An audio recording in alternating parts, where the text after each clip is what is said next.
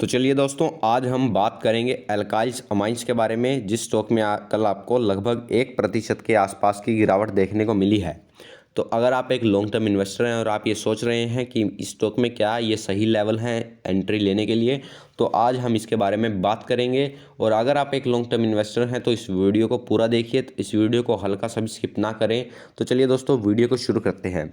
एक बार मैं आप स्टॉक के रिटर्न को दिखाना चाहूँगा। पिछले 1 साल में स्टॉक ने लगभग 1.5 गुना के आसपास अपने इन्वेस्टर्स के पैसों को कर दिया है।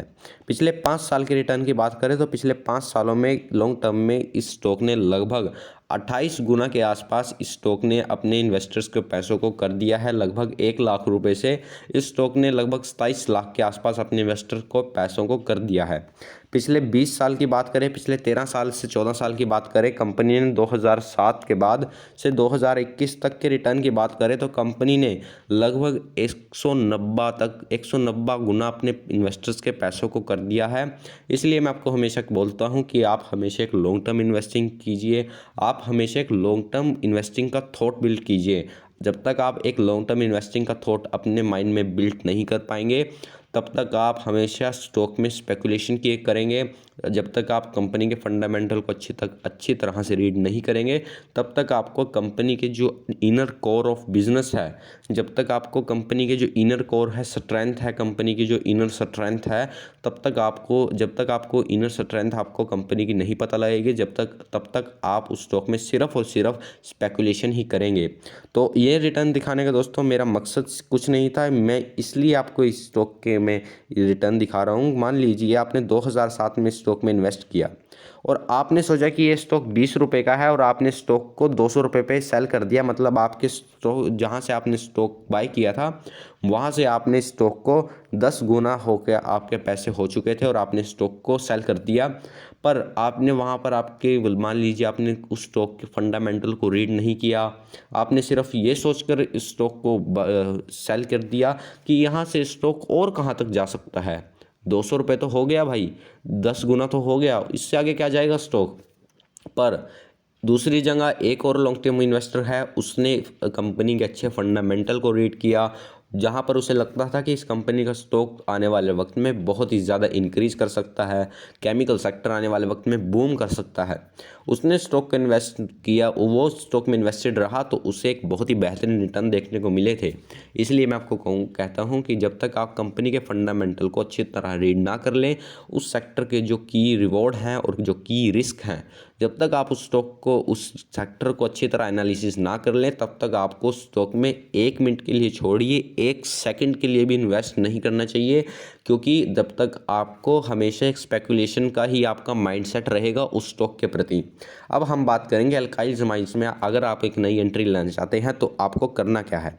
आपको दोस्तों करना सिर्फ ये है कि अगर मान लीजिए आपने स्टॉक, मान लीजिए अगर आप इस स्टॉक में अपने पोर्टफोलियो का सिर्फ और सिर्फ 10% डालना चाहते हैं। अपने पोर्टफोलियो, मान लीजिए आपका पोर्टफोलियो 100% का है और आप इस स्टॉक में अपने पोर्टफोलियो का 10% डालना चाहते हैं, तो आपको पैसे इस तरह से डालने हैं।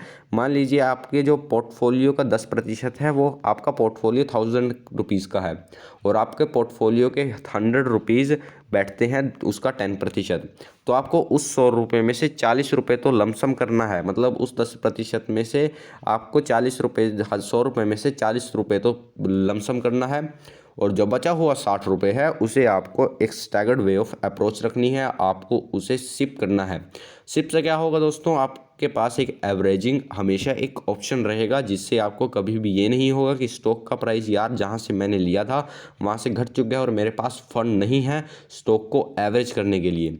अगर आपके पास फंड होंगे, आपके पास बचे हुआ जो 60 रुपये है वो होगा, तो आपको एक ये देखिए 60 रुपये का एग्जांपल दे रहा हूँ मैं, ना कि मैं आपको प्योर नहीं करूँ कि आपके पास 60 रुपये ही होंगे और आप इस स्टॉक को बाय नहीं।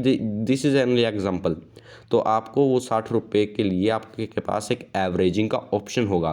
तो आपको हमेशा इन बात पर ध्यान रखना चाहिए कि आपको कभी भी किसी भी स्टॉक में एक लमसम इन्वेस्टमेंट नहीं करनी चाहिए। आपको एक स्टैगर्ड वे में ऑफ अप्रोच रखनी चाहिए। अब बात करेंगे कि कंपनी के फंडामेंटल कैसे हैं। कंपनी के फंडामेंटल बेहद शानदार हैं। कंपनी के जो आने वाले वक्त की अप्रोच है, जो कंपनी के फ्यूचर ग्रोथ है, वो भी आने वाले वक्त में उसकी भी जो अर्निंग विजिबिलिटी है वो बहुत अच्छी नज़र आती है।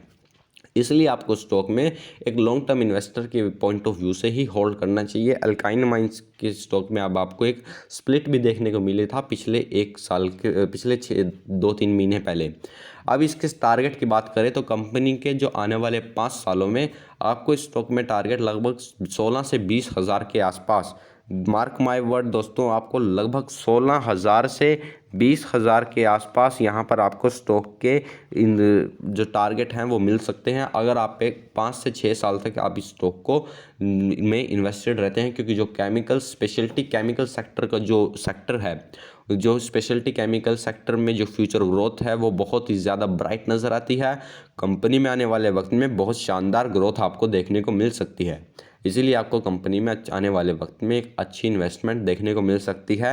आपके पोर्टफोलियो में आपको अच्छे रिटर्न देखने को मिल सकते हैं। इसलिए इस स्टॉक में आप एक लॉन्ग टर्म इन्वेस्टिंग के लिए long term investing of thought के थॉट प्रोसेस से आप इस स्टॉक में इन्वेस्ट कीजिए ताकि आपको एक अच्छे से अच्छे रिटर्न इस पोर्टफोलियो में देखने को मिले। कंपनी की वैल्यूएशन की बात करें तो कंपनी का अपने पीयर्स के मुकाबले थोड़ा सा प्रीमियम वैल्यूएशन पर ट्रेड कर रहा है, पर आपको इसके बारे में कभी नहीं सोचना चाहिए। अगर आने वाले Q2 में कंपनी का जो EPS है वो इंक्रीज़ करता है तो कंपनी के जो PE रेशो है उसमें आपको डिक्रीमेंट देखने को मिलेगा, उसमें आपको एक डिक्रीजमेंट देखने को मिलेगा। तब आपको आपके जब EPS इंक्रीमेंट होगा और PE डिक्रीज़ होगा तब आपको स्टॉक में एक बाइंग अपॉर्चुनिटी बहुत अच्छी देखने को मिलेगी।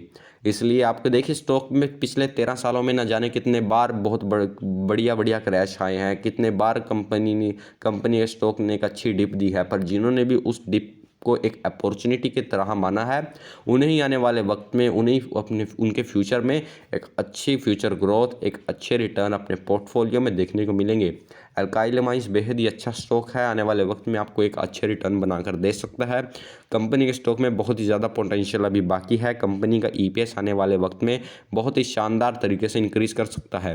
तो अगर आप एक लॉन्ग टर्म इन्वेस्टर हैं और आपको फंडामेंटल एक बार आप मेरे कहने से आप स्टॉक में इन्वेस्ट ना कीजिए, आप कंपनी के खुद फंडामेंटल रीड कीजिए। क्योंकि तब जब तक आपको खुद पर कॉन्फिडेंस नहीं होगा, खुद की आपकी रिसर्च पर कॉन्फिडेंस नहीं होगा, तब तक आप स्टॉक में हमेशा यही सोचेंगे कि यार मुझे 100% का प्रॉफिट हो चुका है, क्या मैं स्टॉक को यहाँ से सेल कर दूँ।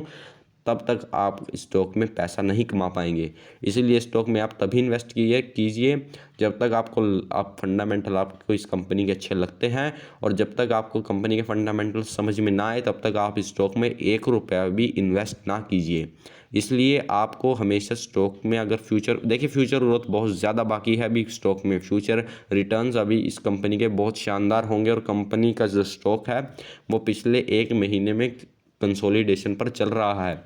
इसलिए आने Q2 के बाद इसमें आपको एक अच्छी तेज़ी देखने को मिल सकती है। आपको स्टॉक को फ़िलहाल थोड़ी क्वांटिटी आपको स्टॉक को अपने पोर्टफोलियो में ऐड करनी चाहिए ताकि आपको एक अच्छे रिटर्न Q2 के बाद थोड़े बहुत रिटर्न मिल सके।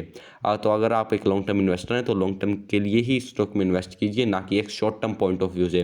तो अगर आपको वीडियो पसंद आई हो तो वीडियो को लाइक कीजिए, शेयर कीजिए और चैनल को सब्सक्राइब करना ना भूलें ताकि स्टॉक मार्केट से रिलेटेड हर एक अपडेट आपको हमारे वीडियो चैनल पर मिल सके। तो धन्यवाद दोस्तों।